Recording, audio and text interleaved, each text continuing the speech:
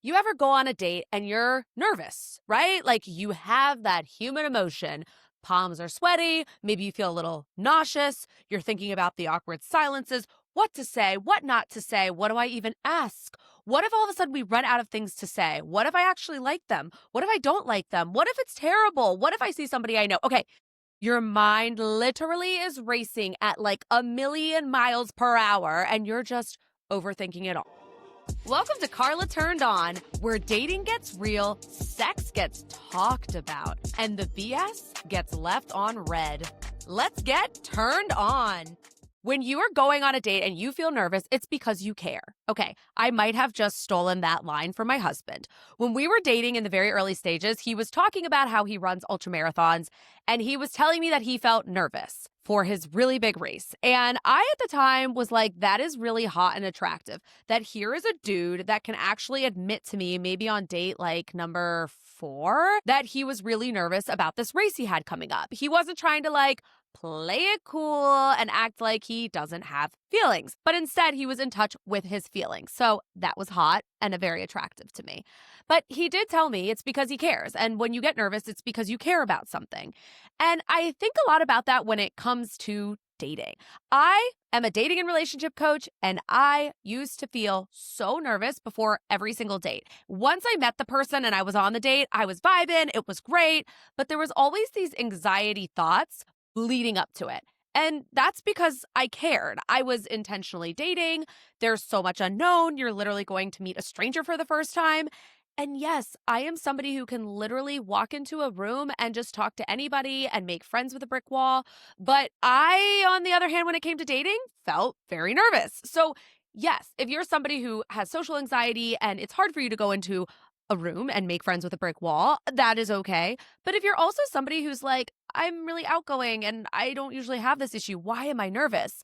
It doesn't matter. You're nervous because you care. You're nervous because you're meeting a stranger, and you're nervous because dating is hard and it's vulnerable and there's a lot of feelings that come at you, right? Like from left side, right side, all of a sudden you're like, why was I feeling this way? Or what is going on with me? Why am I pushing these people away? Why am I desperately wanting a relationship? Why do I feel like I'm not going to meet anyone? And then you're expected to go and show up fully yourself on a date and not feel nervous. Like, no, that's a little crazy. It's normal to feel nervous. And I just want to reiterate, a lot of times women think, oh, men don't feel nervous, right? Because society is like, oh, men are supposed to lead the date. They know what they're doing. Bullshit. I can tell you right now, after coaching lots of men in dating, they get super nervous. They overthink. They aren't sure the vibe, if she's enjoying the date, if she's not enjoying the date. So yes, it is completely normal for men to feel nervous, and women, ladies, my girlies, it's really normal for us to feel nervous too, but we at least have outlets of friends to talk to about it. That normalizes it, whereas like dudes don't as much. Which leads me a little bit into that idea that we talk a lot about around whether you can be friends with the opposite sex. And I'm talking about people who are straight, a woman dating a dude dating a woman. You get the point. And how a lot of times being friends with the opposite sex can sometimes be criticized. But before we dive all the way into that and I get turned off in my rant there, I want to let you know that we are going to be going over the number 1 red flag that you need to know before it's too late when it comes to dating. And I'm going to give you steps and all of that good stuff. And we're going to get into our Taco About It section, which is all around talking about coming and orgasms. And we are going to be discussing, are men actually hornier than women? Because are they? Are they not? What's your experience? But first, let's get turned off. The other day, somebody commented on my TikTok that men cannot be friends with women and women cannot be friends with men. That if you're going to be dating or you're in relationships, like you have to cut those relationships off. Okay. Give me a second while I take a deep breath because this turns me the F off. You can absolutely have friends of the opposite sex. However, it's important to have boundaries, like any friendship out there. Here's a couple things that you want to consider whether you are dating somebody who is friends with somebody of the opposite sex, or you're friends with somebody of the opposite sex, navigating and trying to make the other person that you're dating feel comfortable with it. Number 1 is transparency. You guys, you got to talk about it. I talk to my clients all the time about transparency. Literally just got off a client call the other day where she has been dating somebody for about 4 months. They're official. And she was hanging out with a guy friend. She let this guy know that she's been dating. Hey, just a heads up, I'm hanging out with my guy friend. All good, which is just platonic. And he felt comfortable with that. She's creating a safe space. There would be a bigger issue if she went to hang out with that guy friend, never told the guy she's dating, because then it's like she's withholding information, which I'm going to be straight up with you.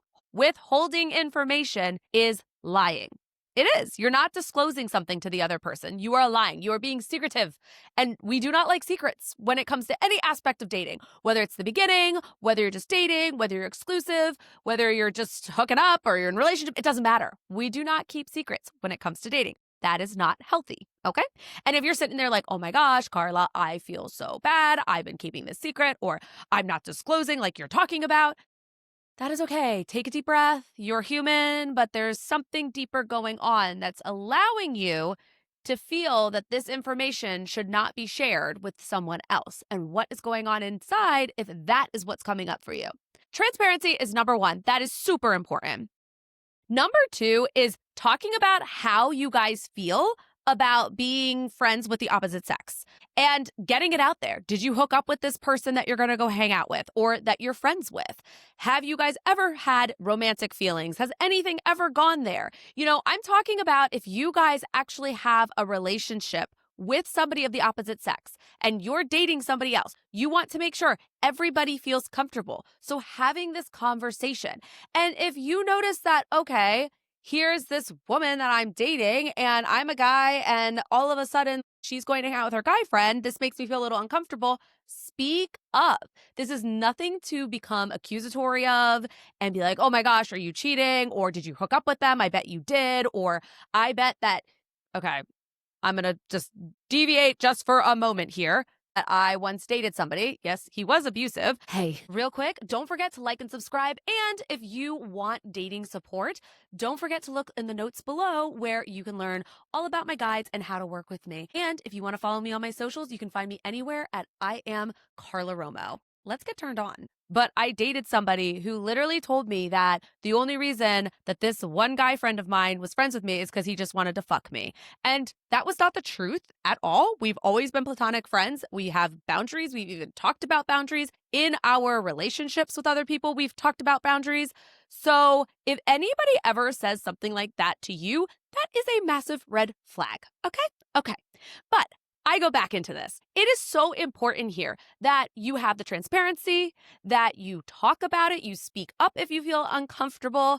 And then it's also really important too to talk about where do we draw the lines? So number 3 would be boundaries. Where do we draw the line? How much are you going to talk to this friend of the opposite sex? Is it one of those things that when we're having relationship issues, you pick up the phone and call them to get advice? Because that could start to get into the territory of emotional cheating. Or maybe it's so platonic that you're like, you know what?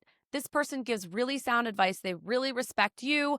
You've gotten to know them a little bit. You've met them a couple times. You don't feel threatened. And so it's okay to pick up the phone and talk about some things.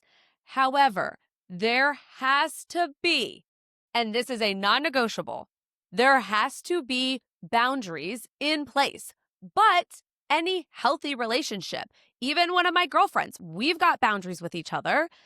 Dudes, you guys should have boundaries with each other. Boundaries are essential to any type of relationship, romantic relationships, friendships. And if you're like, I don't have very good boundaries with my friends, well, then it might be seeping in also to your romantic relationships. If you lack boundaries in one area, you probably lack boundaries in other areas. I had a client and she lacked boundaries in her career. She literally answered emails all day, every day. She was willing to cancel dates because of work stuff that came up. And I get people have demanding jobs, 100%. Sometimes things come up and you have to cancel. But she was doing it so much that it was becoming harmful toward her dating life. And then, of course, if you don't have boundaries around your career or your work, you're going to not have boundaries around the people that you're dating, correct? Correct. As a result, you need to make sure that you have these firm boundaries. So, once again, I know I'm getting turned off by that whole statement that you can't be friends with the opposite sex is bullshit. Happy dating. The number one red flag that everybody ignores until it is like way too late is moving things way too quickly in the beginning. And that is what I have coined a crash and burn. It is an absolute dumpster fire. You are not going to get anything great out of moving things so quickly that you don't build emotional intimacy, you don't build trust, you just don't build any safety or security. And then all of a sudden, it's like, what are we riding on? We're riding on pure fumes. And once the fumes wear off, boom, there's nothing left to be there. I had a client who I was working with for some time. And when he came to me, he was like, Carla, I have no idea what happened with this relationship. Everything was going so well. We both talked about how we wanted to be exclusive with each other. I was like, okay, when was that? He was like, after a week. I'm like, okay, back up a little bit. How long was your first date? He was like, well, it was like maybe 4 hours. I was like, okay. And when was your second date? He was like, we hung out 2 days later for our second date. And when was your third date? And he was like, well, we hung out the next day for our third date. And then I was like, when was your fourth date? And he was like, that's when we decided to be exclusive. Okay, back the F up. At first, you might think, oh my God, this is amazing. I am so excited to finally meet somebody that is sweeping me off my feet, that makes me feel so excited. I haven't felt like this forever. There were sparks. Like it just feels so, so good until it doesn't. But at first, it feels great. And especially if you have been in a place of feeling really down about dating, you feel alone in the dating process. You feel like you're never going to meet somebody. And then all of a sudden, this person just comes on in and you're like, whoa, where have you been all my life? Oh my gosh, you're fixing all my problems. I don't feel sad anymore. See, dating does work out. This is amazing. And you can't stop thinking about them and you're getting together with them and you're texting them a lot, not just like a daily text in, here and there, but you're going about your day. You're texting all the time. Like that is a red flag. That is a massive red flag. All right, we're going to back up right now. Just like my client, I'm going to tell you exactly this. When you go on a first date, it does not need to be more than an hour to an hour and a half max. Okay? You might be like, oh my gosh, but I love the marathon dates. It's fun. It's exciting. And you know what? Sometimes when you're single, fun and exciting is great. But if you are intentionally dating, you are looking to build a future with this person. You do not want to create a false sense of emotional intimacy because that is literally what you are doing when you go on these marathon dates. You feel like you know each other. It has been a couple hours with a stranger you know nothing about. So yes, you want to slow things down. And I'm not sitting here talking about snail speed, where like nothing is being moved along. When I say slow down, we're looking at being consistent, showing up on dates, following through on texts. Like that is important. That is actually like 100% key to dating. But you don't need to go on these long ass dates. There, I said it. You can push back, you can disagree, but I'm just going to let you know when you go on those long dates, you're creating what? What did I say? What did I say? A false sense of emotional intimacy. All right, moving on from that. I also suggest between dates 1 and 2, you can wait about a week. This doesn't mean that you have to wait 7 whole days. No, we're talking about giving it maybe like 5 days, a couple days in between. But when you go back to back or every other day in the beginning, once again, false sense of emotional intimacy, which you do not want to create. You want to take your time to get to know someone. Somebody could be having a really great week and they are just like on top of the world, loving life. But week 2, things feel a little stressful. So you're kind of getting to know them in different phases and different moods, right? Whereas if you're just getting to know them really quickly, boom, boom, boom, okay, like what's going to happen there? What do you think is going to happen, right? You're not really actually getting to know anybody. You're just getting to know them in a very short amount of time. The other reason that you spread things out a little bit is to give yourself breathing room. You also don't want to become super codependent where it's like you're relying on this person for everything. You also want to make sure you still have your own damn life. You're going to do your hobbies, you've got your friends, you've got your shit together, you're doing your work. All of those things are still super important during this process. So, yes, you guys can text in between dates. That's healthy and that's normal.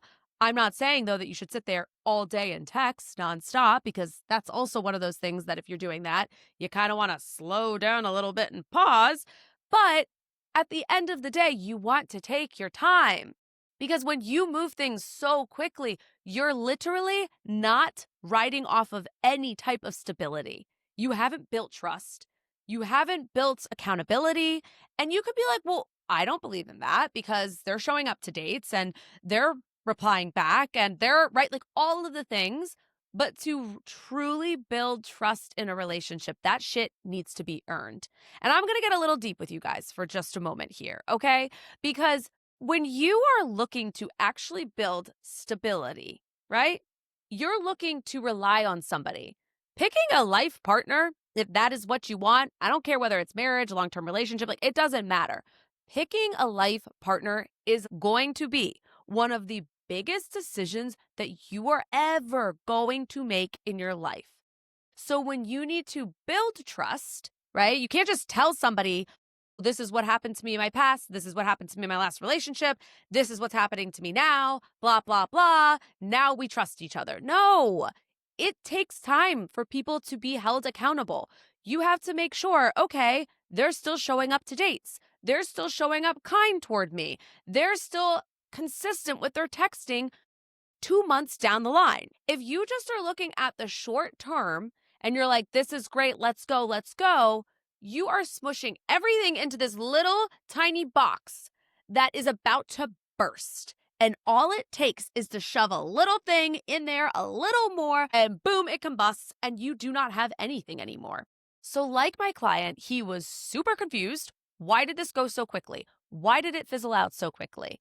And so we really broke this down. I broke down exactly what I am sharing with you right now. But ultimately, as well, you've got to explore, what are the motives for wanting these marathon dates? What are the motives for wanting to skip over trust? And the truth is, a lot of times you might feel super lonely. You might feel insecure. And now you're like, oh shit, Carla. Now you got me fucking crying on the train listening to your podcast. But I am telling you right now, if you can just slow it down, you can focus on yourself and what you're feeling, what you're going through. I had a client and she told me that she wanted to rush things along because she has been single for so long that she felt like she was out of guys. Like this was it. It was either going to be him or it was going to be nobody. And that scarcity mindset got her into that quick, fast pace crash and burn. So I'm not saying beat yourself up. If you're like, oh my God, I'm lonely. Oh my God, like, yeah, I'm in the scarcity mindset around dating. I am not telling you to beat yourself up. I am not telling you to be hard on yourself and that you suck and that you have all these issues and you're fucked up. No, we are not doing that today. And to be fucking honest, we're not doing that ever. But what is important here is the awareness piece. Because usually we're not just going into a crash and burn because we just are having fun and it's the thrill of it. Every crash and burn has an underlying piece of something underneath. When we plant that damn seed and it starts to grow out, there is something that it is rooted in.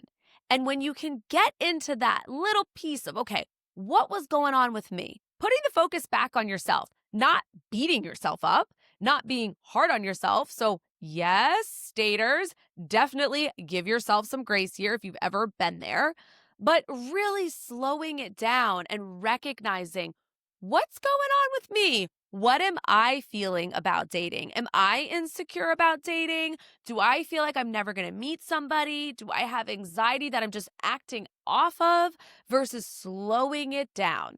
Because I'm going to tell you right now, if you already feel lonely, moving things so quickly, so fast is going to only probably make you lonelier. And of course, there's going to be somebody on here who's like, well, my parents, did a little crash and burn, but they didn't burn. They just kept going, they dated and then they just got married 2 months later and they've been together ever since and had me and my brother and we're just like such a happy family. Great. I love that for you. And I'm not denying that there's people out there who dated very quickly in the beginning and worked out amazing. But the percentage of those people are very slim. And especially with modern dating and the way things go, you're more likely to fall into a crash and burn than a crash and we're gonna get married. And what you have been all waiting for, okay, maybe you haven't actually been waiting for, but the question is, are men actually hornier than women? And that is a question that I think lots of us are curious about because maybe yourself as a woman, you're like, well, I've dated guys before whose sex drive was lower than my sex drive. Or maybe there's dudes out there that are like, nah, like I always seem to be more horny than the woman I'm dating. Or maybe it's the opposite. I don't know. I don't care. But what is actually important here is getting to the root of what this actually means. And as I always talk about it, we're talking about coming and orgasms. So yes, according to research, men have testosterone, right? Which automatically you would think, okay, that is that hormone that likes to get sexual. Men are just naturally sexually human beings. They've got the T hormone and that's that, and there's no more to discuss. Okay, let's back up just a little bit here. Women have menstrual cycles, hence the word cycle. So yes, women tend to be naturally, and we're not talking about on birth control, we are talking about off birth control, right? Where you have a natural cycle. And I get not every woman's cycle is feeling natural or cycling correctly. But if you were to have this utopia of a natural cycle being a woman, then you would be able to say, yes, during ovulation, you might feel a little bit more horny than normal or wanting the D.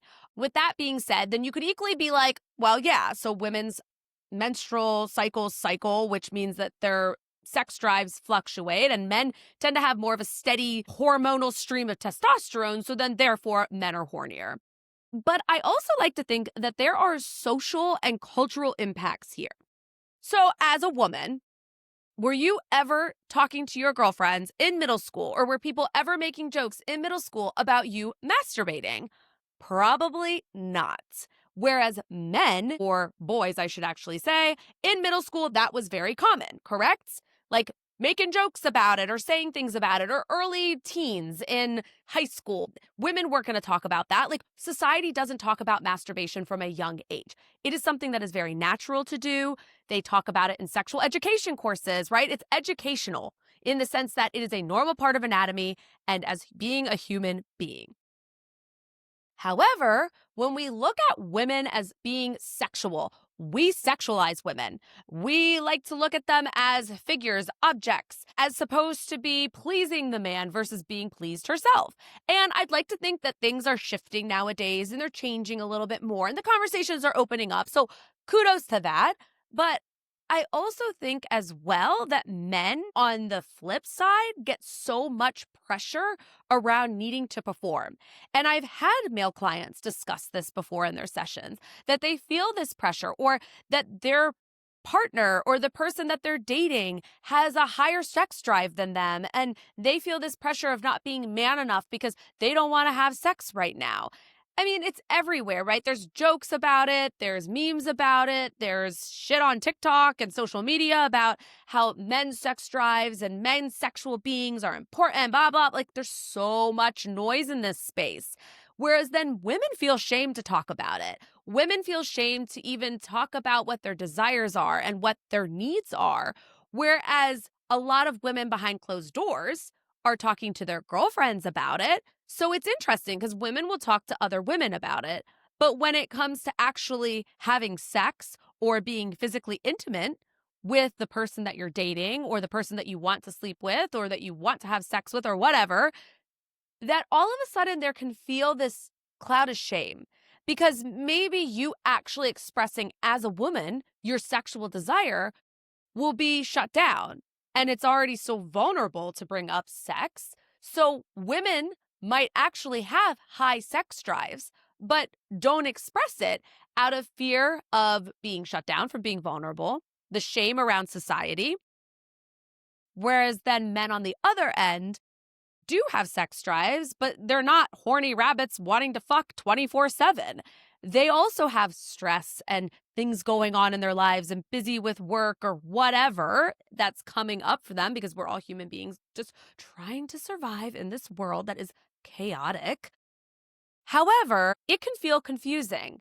And research has actually come out to state that in long term relationships, there isn't always a big difference between men having more sex drive than women having a sex drive. And actually, in long term relationships, women can surpass the man that they're with in terms of sexual desire. I really want to just stress here that I think there's so much cultural noise around women's pleasure and having sex that it quiets women naturally and then, or unnaturally, because I guess it's man made. But the point here is that men also aren't these jackrabbits ready to DTF any moment. I think what is key here, and as I always taco about it on Taco About It, is talk about it with the person that you are dating or the person that you're sleeping with. Because at the end of the day, I don't think that there's a right or wrong.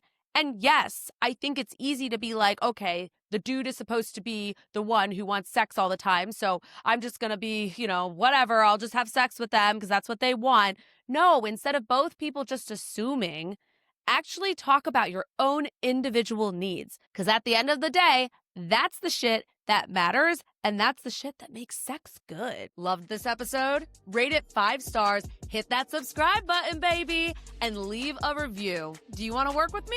Grab my dating courses, apply for my coaching at carlaromo.com or find it all in the show notes. And give me a little follow at I am Carla Romo on Instagram, YouTube, and TikTok. Catch you next time and stay tuned. Carla Turned On is for educational and entertainment purposes only. This is not a substitute for therapy. For professional support, please reach out to a licensed mental health provider.